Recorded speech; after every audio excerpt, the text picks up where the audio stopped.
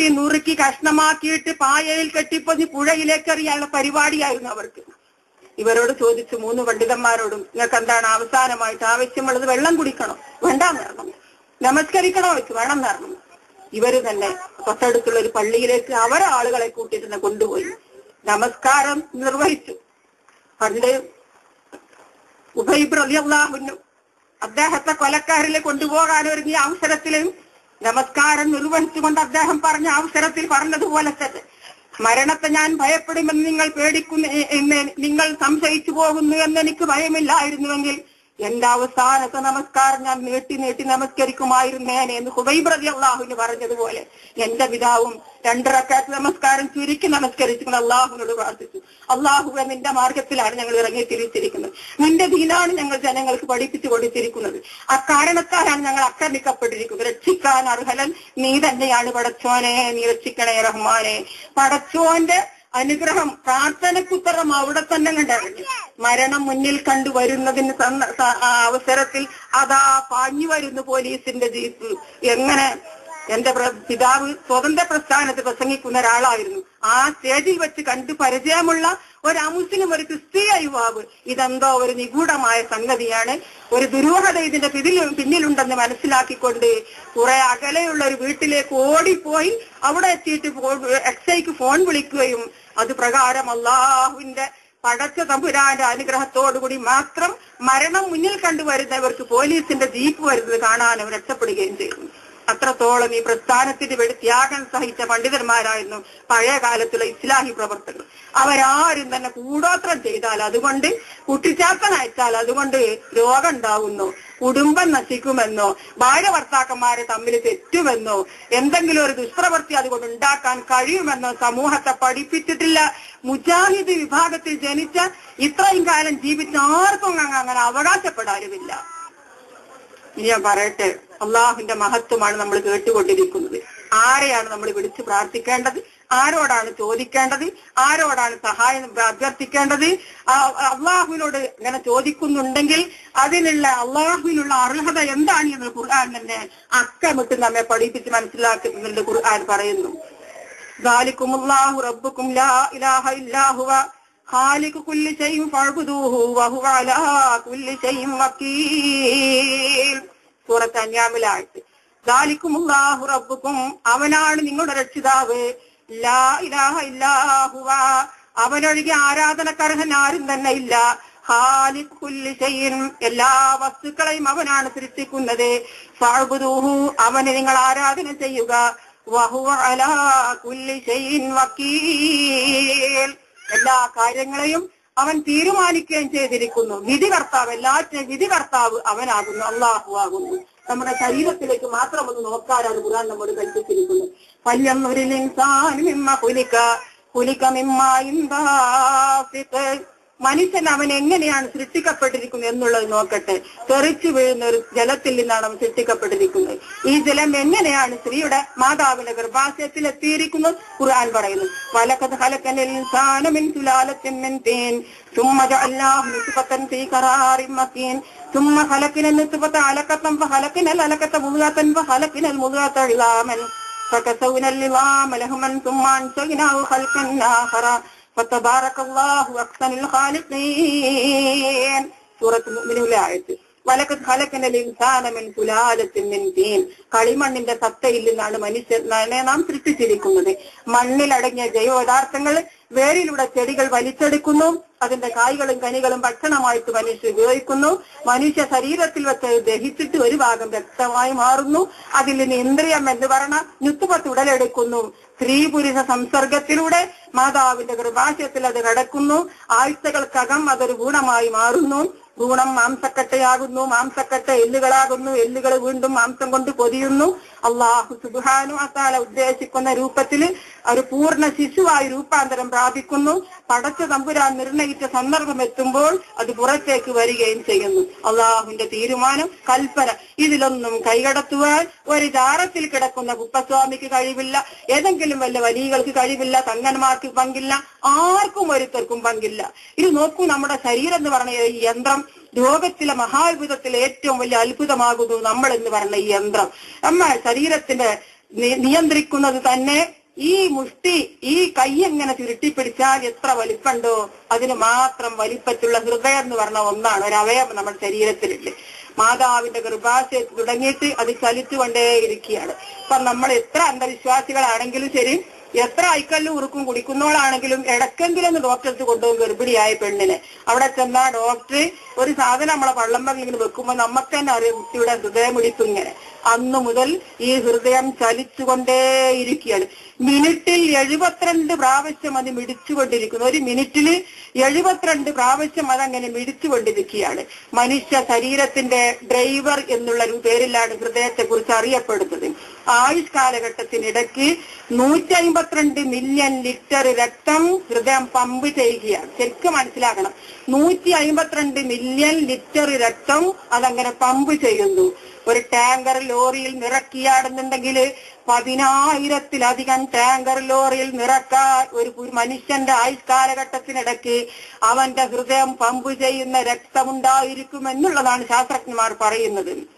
എന്നിട്ടും ഹൃദയം ക്ഷീണിക്കുന്നില്ല, ഒരിക്കലും ക്ഷീണിച്ചിട്ടില്ല. അതിന്റെ നിയന്ത്രണം നമ്മളെ കയ്യിൽ തന്നിട്ടില്ല.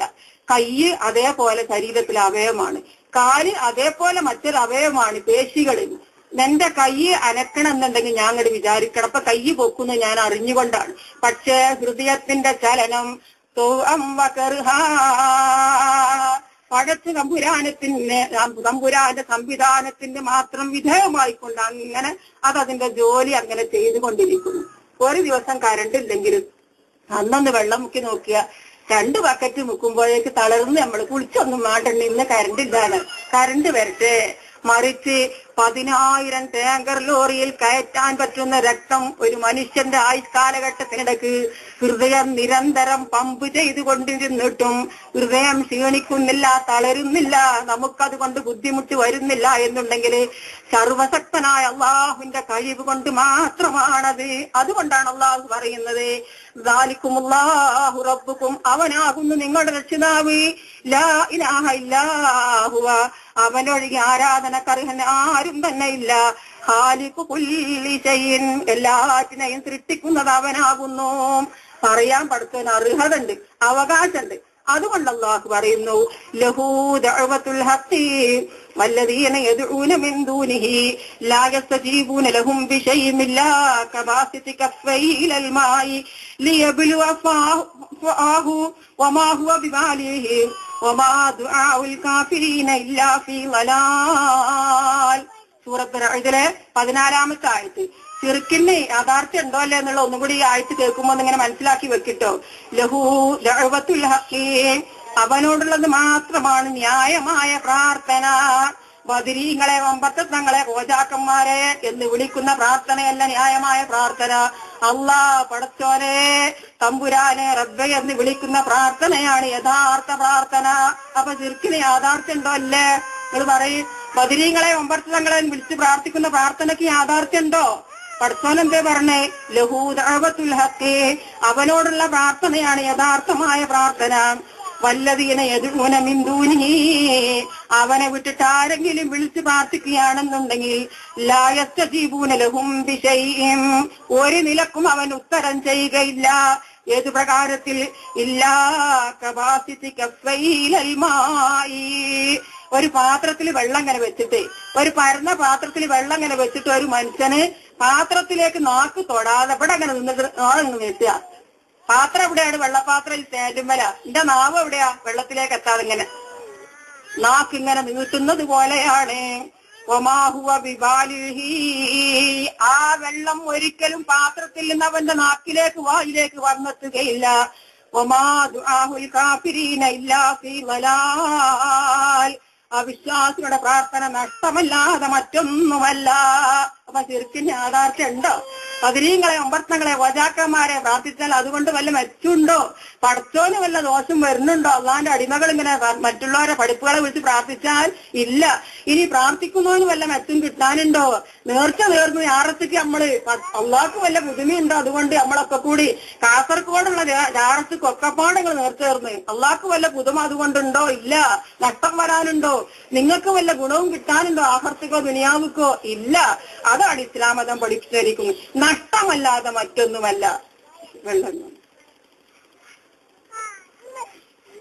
അതുകൊണ്ട് ചെറുക്ക് അടിച്ചോനെന്തിരെ ഇതാക്കി, അതേപോലെ തന്നെ തീർന്നു. അത് അങ്ങോട്ടും ഇങ്ങോട്ടും കൂട്ടണ്ട.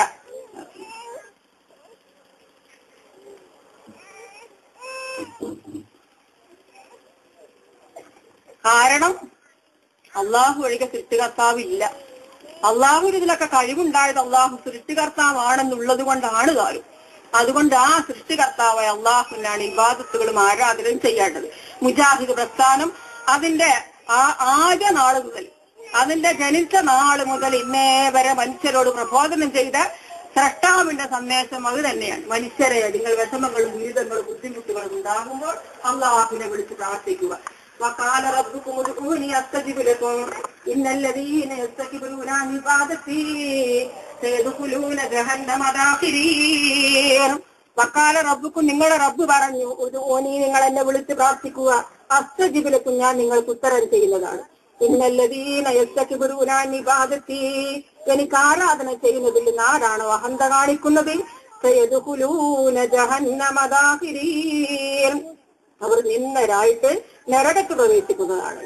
സൂറത്ത് ഗാഫിറിലായത്.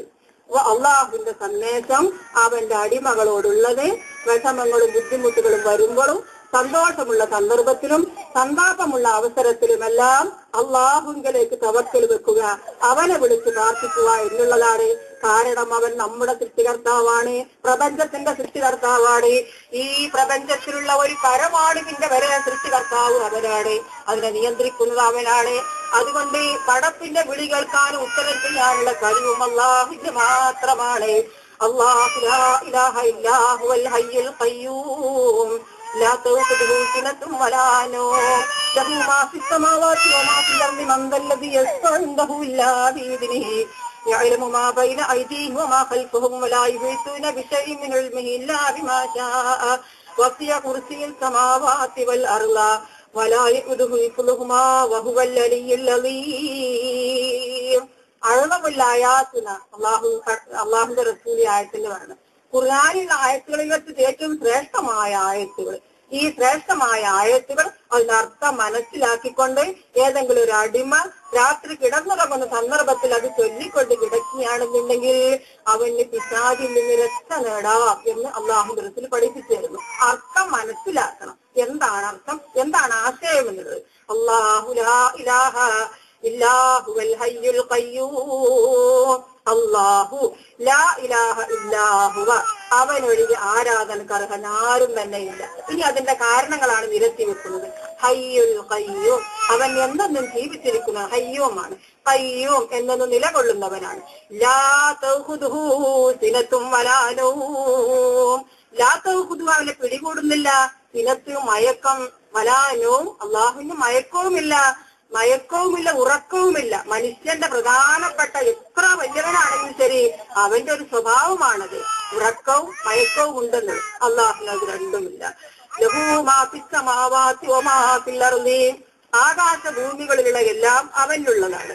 മൻദല്ലദീ യസ്ഫഉ ഇൻദഹു ഇല്ലാ ബിഇദ്നിഹി, അവന്റെ അനുവാദപ്രകാരം അല്ലാതെ അവന്റെ അരികിൽ ശുപാർശ പറയുവാൻ ആരുണ്ട്. ഇല്ലാ ബിഇദ്നിഹി له ما في السماوات وما في الأرض من ذا الذي يشفع عنده إلا بإذنه يعلم ما بين أيديهم وما خلفهم ولا يحيطون بشيء من علمه إلا بما شاء يعلم ما بين أيديهم وما خلفهم, അവരുടെ മുമ്പിലുള്ളതും അവന്റെ